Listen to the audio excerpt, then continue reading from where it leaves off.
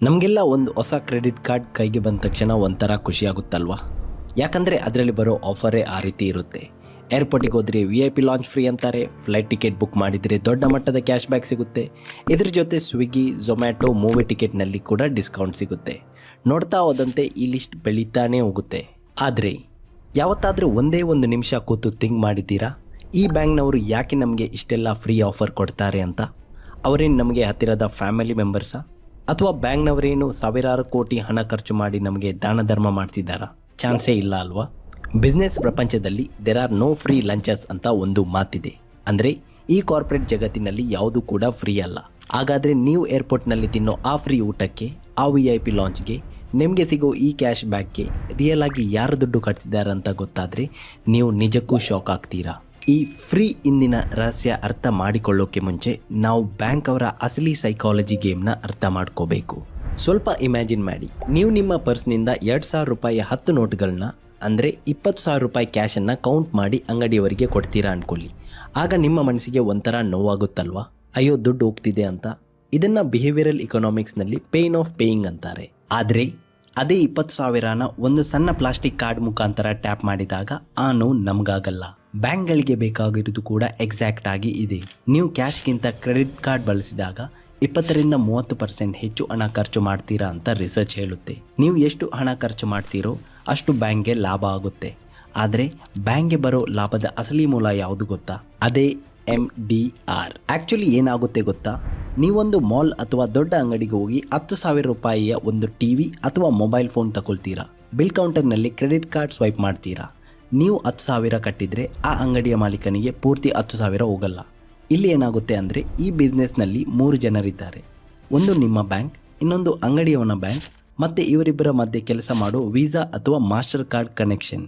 ಇವರೆಲ್ಲರೂ ಸೇರಿ ಆ 10,000ದಲ್ಲಿ 2%ನಿಂದ 3%ವರೆಗೆ ಕಮಿಷನ್ ಕಟ್ ಮಾಡಿಕೊಂಡು ಉಳಿದ ಹಣ ಮಾತ್ರ ಅಂಗಡಿಯವರಿಗೆ ಕೊಡ್ತಾರೆ. ಬಿಸ್ನೆಸ್ ಭಾಷೆಯಲ್ಲಿ ಇದನ್ನು MDR ಅಂದರೆ ಮರ್ಚೆಂಟ್ ಡಿಸ್ಕೌಂಟ್ ರೇಟ್ ಅಂತಾರೆ. ಈಗ ನೀವೇ ಒಬ್ಬ ಬಿಸ್ನೆಸ್ ಮ್ಯಾನ್ ಥರ ಲಾಜಿಕ್ ಆಗಿ ಥಿಂಕ್ ಮಾಡಿ ನೋಡಿ. ಅಂಗಡಿಯವನು ತಾನು ಮಾಡೋ ಬಿಸ್ನೆಸ್ನಲ್ಲಿ 10% ಲಾಭ ಇಟ್ಕೊಂಡಿರ್ತಾನೆ ಅಂದ್ಕೊಳ್ಳಿ.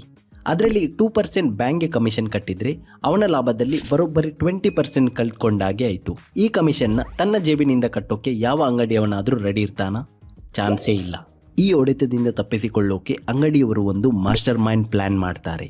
ಅದೇನೆಂದರೆ, ತಮ್ಮ ಅಂಗಡಿಯಲ್ಲಿರೋ ಪ್ರತಿಯೊಂದು ವಸ್ತುವಿನ ಬೆಲೆ ಅಂದರೆ MRPಯನ್ನೇ ಮೊದಲೇ 2ರಿಂದ 3% ಜಾಸ್ತಿ ಮಾಡಿಬಿಡ್ತಾರೆ. ಅಂದರೆ ಅಸಲಿಗೆ 9,800 ರೂಪಾಯಿ ಇರೋ TVಗೆ ಮೊದಲೇ 10,000 ರೂಪಾಯಿ ಅಂತ ಪ್ರೈಸ್ ಟ್ಯಾಗ್ ಹಾಕಿರ್ತಾರೆ. ಕಾರ್ಡ್ ಸ್ವೈಪ್ ಮಾಡೋ ನಮಗೇನನ್ಸುತ್ತೆ? ನಾನು ಕರೆಕ್ಟಾಗಿ 10,000 ರೂಪಾಯಿ ಕಟ್ಟಿದ್ದೇನೆ, ನನಗೇನು ಲಾಸ್ ಆಗಿಲ್ಲ, ಉಲ್ಟಾ ನನಗೆ ರಿವಾರ್ಡ್ ಪಾಯಿಂಟ್ಸ್ ಬಂತು ಅಂತ ಫ್ರೀ ಅನಿಸುತ್ತೆ. ಆದರೆ ಇನ್ ರಿಯಾಲಿಟಿ ಬ್ಯಾಂಕ್ಗೆ ಹೋಗಬೇಕಾದ ಆ ಕಮಿಷನ್ ನಾವು ಕೊಡೋ ವಸ್ತುವಿನ ಬೆಲೆಯಲ್ಲಿ ಸೀಕ್ರೆಟ್ ಆಗಿ ಸೇರಿಕೊಂಡಿರುತ್ತೆ. ಆದರೆ ಇಲ್ಲಿ ನಡೆಯೋ ಅತಿ ದೊಡ್ಡ ಮೋಸ ಇದು ಯಾವುದೂ ಅಲ್ಲ.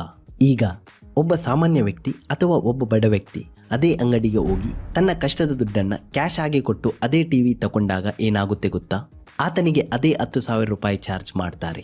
ಪಾಪ ಆತ ಯಾವುದೇ ಕ್ರೆಡಿಟ್ ಕಾರ್ಡ್ ಬಳಸಲಿಲ್ಲ, ಆತನಿಗೆ ಬ್ಯಾಂಕ್ನಿಂದ ಯಾವುದೇ ರಿವಾರ್ಡ್ ಪಾಯಿಂಟ್ ಸಿಗಲ್ಲ, ಯಾವ ಏರ್ಪೋರ್ಟ್ ಲಾಂಚ್ ಕೂಡ ಸಿಗಲ್ಲ.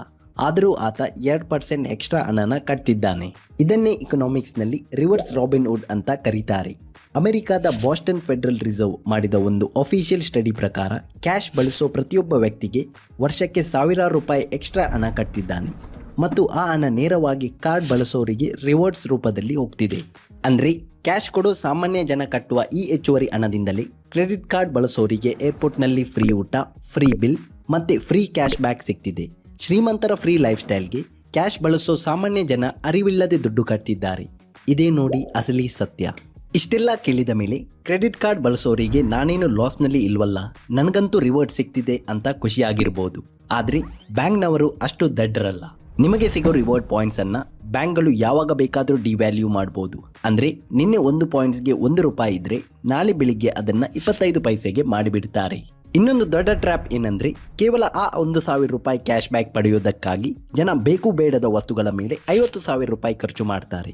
ಕೊನೆಗೆ ಆ ಬಿಲ್ ಕಟ್ಟೋಕೆ ಆಗದೆ 40% ಇಂಟ್ರೆಸ್ಟ್ ರೇಟ್ ಕಟ್ಟಿಕೊಂಡು ಡೆಟ್ ಟ್ರ್ಯಾಪ್ನಲ್ಲಿ ಸಿಕ್ಕಿಕೊಳ್ತಾರೆ. ಇದೇ ನೋಡಿ ಬ್ಯಾಂಕ್ಗಳ ಅಲ್ಟಿಮೇಟ್ ಬಿಸ್ನೆಸ್ ಮಾಡೆಲ್. ಹಾಗಾದರೆ ಇದರಿಂದ ನಾವೇನು ಕಲಿಬೇಕು? ಕ್ರೆಡಿಟ್ ಕಾರ್ಡ್ ಬಳಸೋದನ್ನೇ ಬಿಟ್ಟು ಬಿಡಬೇಕಾ? ಖಂಡಿತ ಇಲ್ಲ. ನೀವೇನಾದರೂ ಇವತ್ತಿನ ಕಾಲದಲ್ಲಿ ಬರೀ ಕ್ಯಾಶ್ ಬಳಸ್ತಿದ್ದೀರಾ ಅಂದರೆ ಗೊತ್ತಿಲ್ಲದಂಗೆ ನೀವೇ ಮೋಸ ಹೋಗ್ತಿದ್ದೀರಾ ಅಂತ ಅರ್ಥ. ಯಾಕಂದರೆ ಮಾರ್ಕೆಟ್ನಲ್ಲಿ ಪ್ರತಿಯೊಬ್ಬ ವಸ್ತುವಿನ ಬೆಲೆಯಲ್ಲೂ ಆ ಕಮಿಷನ್ ಮೊದಲೇ ಆ್ಯಡ್ ಆಗಿರುತ್ತೆ ಅಲ್ವಾ.